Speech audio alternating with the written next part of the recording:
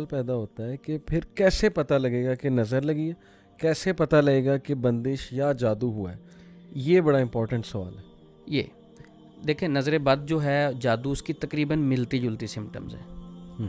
یعنی سستی فیل کریں گی, گھبراہٹ فیل کریں گی, بے چینی فیل کریں گی, اور ہر معاملہ آپ کے پاس ہر نعمت ہے پھر بھی آپ برکت فیل نہیں کریں گے, سکون فیل نہیں کریں گے.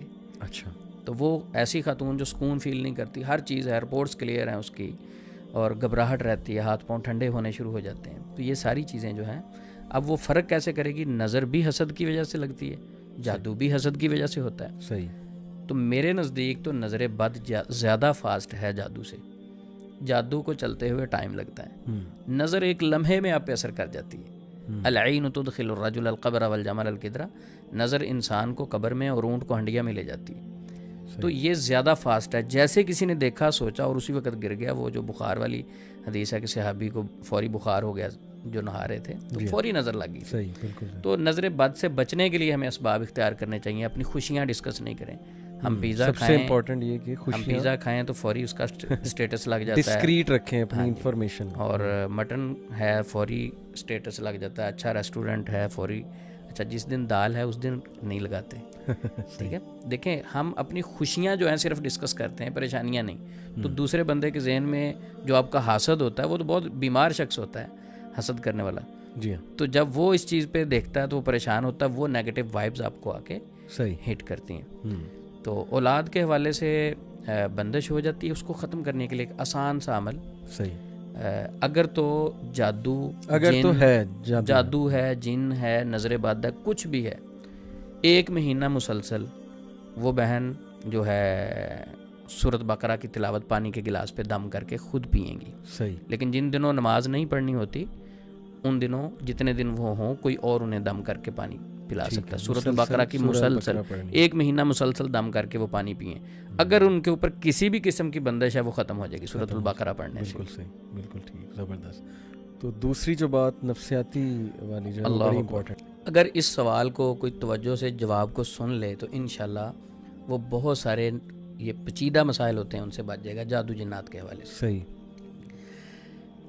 بیسیکلی ہماری باڈی میں اللہ رب العزت نے کمیونیکیشن کا ایک سسٹم انسٹال کیا ہے, جس کا لنک انسان کے برین کے ساتھ ہے. صحیح. شیطان اس کمیونیکیشن کے سسٹم میں, یعنی وہ جو کمیونیکیشن ہو رہی ہوتی اس میں وسوسہ ڈالتا ہے. ٹھیک ہے. 5 سینسز ہیں. میں اگر ہاتھ ایک گرم کسی چیز پہ رکھتا ہوں, میں دیکھ نہیں رہا اسے, صحیح, تو سب سے پہلے میسج جو کمیونیکیشن کے ذریعے سے میرے برین کو جائے گا, فوری آرڈر ملے گا کہ ہاتھ اٹھا لو, جل جائے گا. صحیح.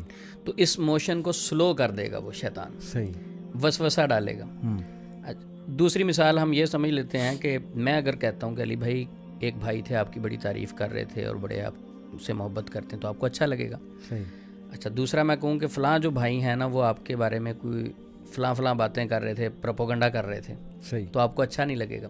وہ بھائی پروپوگنڈا کر رہے ہیں یا نہیں کر رہے, صحیح, یہ میں نے ایس ایم ایس جو آپ کو دیا, میسج جو آپ کو دیا ہے, اس کے ساتھ آپ کی باڈی پہ ریئیکشن ہوگا.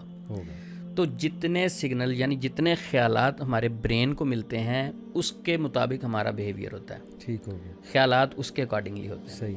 اچھا, اب شیطان کیا کرتا ہے کہ نیگیٹو وسوسہ ڈالتا ہے. جادو بھی ایسے ہی ہے. جادو کی مثال اگر ہم موسیٰ علیہ السلام کی بات دیکھیں کہ موسیٰ علیہ السلام کے سامنے جادوگر بیٹھے تھے, انہوں نے رسیاں پھینکی, چھڑیاں پھینکی, فَأَوْجَسَ فِي نَفْسِهِ خِیفَةَ موسیٰ. اچھا, انہوں نے تخیلات میں کیا فیل کیا کہ یہ رسیاں بھاگ رہی ہیں. صحیح. اچھا, موسیٰ علیہ السلام اعصاب کے بھی مضبوط تھے اور اللہ رب العزت کے نبی تھے. صحیح. اس کے باوجود ان کو فیل ہو رہا ہے.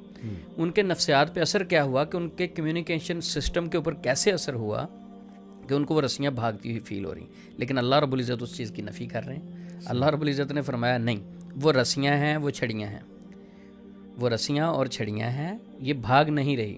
اچھا, فَأَوْجَسَ فِي نَفْسِهِ خِیفَةَ موسیٰ, وہ جو انہوں نے دیکھا, آنکھوں نے دیکھا, اور جو میسج برین کو ملا کہ یہ سانپ ہیں, تو ان کے اندر اس وجہ سے ایک خوف طاری ہوا. صحیح. فَأَوْجَسَ فِي نَفْسِهِ خِیفَةَ موسیٰ, جب خوف محسوس کیا تو اللہ رب العزت نے تھپکی کیسے دی, قُلْنَا لَا تَخَفْ إِنَّكَ أَنْتَ الْأَعْلَىٰ. موسیٰ ڈرنا نہیں ہے, تو غالب رہے گا. صحیح. اچھا, اگر اسی جگہ کو ہم تھوڑا سا ٹھہر کے دیکھیں کہ اگر معاشرے میں ایک بندہ ہے, اس کے اوپر اثر ہوا, وہ نیگیٹو ہوا, اس کے ذہن میں نیگیٹو باتیں بیٹھ گئی, وہ گھر سے نکلا کسی معالج سے مل لیتے ہیں جی, کسی سے مشورہ ہی کر لیتے ہیں, یہ نیگیٹو ڈیٹا ڈیلیٹ کر لیتے ہیں. اب وہ معالج کے پاس جاتا ہے, معالج صاحب کیا کرتے ہیں کہ اس نیگیٹو وسوسے کو مزید سٹرونگ کرنے کی کوشش کرتے ہیں. کیسے کرتے ہیں؟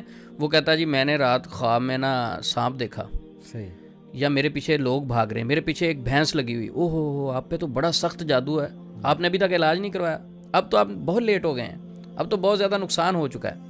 اب وہ بندہ پہلے نیگیٹو تھا, اس کے اوپر مزید نیگیٹیوٹی اس نے ڈالی, صحیح, یو ایس بی لگا کے اس کے برین میں ایک اور نیگیٹو سافٹ ویئر انسٹال کر دیا. وہ بیچارہ آیا تھا کہ اینٹی وائرس کریں, اور وائرس ڈال دیا اس نے تاکہ یہ اور متذبذب ہو. جب وہ اور متذبذب ہوگا, پہلے یہ خوف ڈالیں گے, پھر اسی خوف کو نکالنے کے لیے پیسے مانگیں گے.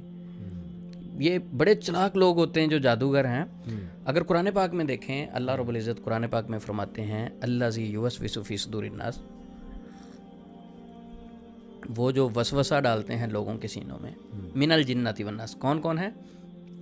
وہ جن بھی ہو سکتے ہیں اور انسان بھی ہو سکتے ہیں. بالکل ٹھیک. اچھا, جنوں نے پہلے ڈالا وسوسہ, اس کے کمیونیکیشن سسٹم کو ڈسٹرب کیا, صحیح, جو میسج اس کے برین کو مل رہے تھے ان کو نیگیٹو کیا, صحیح, ان ساری چیزوں کو کمیونیکیشن سسٹم کو ڈسٹرب کرنے کے بعد دوسرا عمل کیا ہوا, ایک عامل صاحب کے پاس گئے. انسان کہنا تو نہیں چاہیے ایسے بندے کو جو لوگوں کو غلط گائیڈ کرے, شیطان ہی کہنا چاہیے, یعنی انسانوں میں شیطان. جی, جب وہ علاج کروانے کے لیے اس کے پاس گیا تو اس نے اسے مزید نیگیٹو گائیڈ کیا. تو یہ بھی وسوسہ ہی ہے, یعنی پہلے اس نے جن نے ڈالا, اس کے بعد جو برا جن ہے, اس کے بعد یہ انسان نے بھی نیگیٹو تھاٹ وسوسہ ڈال دیا. یہ ایک چین بن رہا ہے, ایک چین بن رہا ہے. اچھا, اب اس کے برین میں ایک چین بنتا جا رہا ہے, چین بنتا جا رہا ہے. پھر اس کے بعد وہ کہے گا, جب اس کو ڈرائیں گے کہ یہ تو جادو ختم ہی نہیں ہو سکتا, قبر تک آپ کے ساتھ جائے گا. ایک سسٹر میرے پاس آئیں, وہ کہتی عثمان بھائی صرف آپ سے ایک ریکویسٹ ہے کہ میرے ذہن سے یہ نکال دو کہ میرا جادو ٹھیک ہو جائے گا. میں نے کہا کیا مطلب؟ کہتی ایک معالج نے مجھے کہا تھا کہ آپ قبر میں بھی چلی جائیں نا تو آپ کا جادو ٹھیک نہیں ہو سکتا. اللہ. تو کیا ہے کہ اس کے برین میں اتنی اسٹرانگ یہ جملے بیٹھ گئے, کہتی میں یہ نکال ہی نہیں پاتی, اتنی انگزائٹی ہوتی کہ میں بہت پریشان رہتی ہوں, میری نیندیں حرام ہو گئیں, میں چڑچڑی ہو گئی, جب سوتی نہیں ہوں, ہسبینڈ سے بھی لڑتی ہوں, گھر والوں سے بھی لڑتی ہوں. تو اب بیسیکلی علی بھائی یہ کمیونیکیشن سسٹم میں سب سے پہلے شیطان نے حرکت کی, پھر انسانوں میں جو شیطان تھا, اپنے آپ کو کہتا تو وہ انسان ہے لیکن شیطان ہے جو لوگوں کو مزید خوفزدہ کرتا ہے, شیطان والا کام کیا نا. اسلام تو ہمیشہ پازیٹیوٹی پھیلاتا ہے, پازیٹیو کرتا ہے, شیطان کی طرف سے ساری نیگیٹو باتیں ہیں. صحیح. تو اس انسان نے بھی اس شیطان کا ساتھ دیا.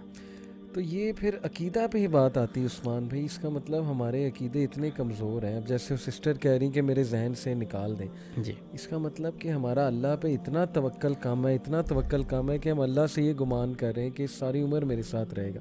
اس بیچاری کو پتہ نہیں اس نے معالج نے کیا دلیل دی ہوگی کہ ساری عمر تمہارے ساتھ رہے گا, قبر تک جائے گا.